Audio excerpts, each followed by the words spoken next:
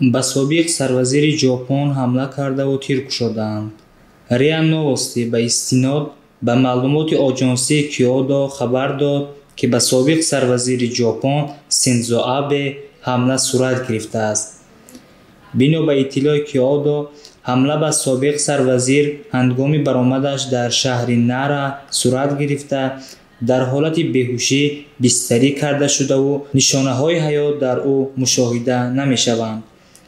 тибқи ахбори расонаҳои ҷопонӣ, дар такя ба маълумоти мақомоти ҳифзи ҳуқуқ ва манбаъҳо, аз ҳизби ҳокими либерал-демократӣ ба Абе аз пушташ тир холӣ карданд.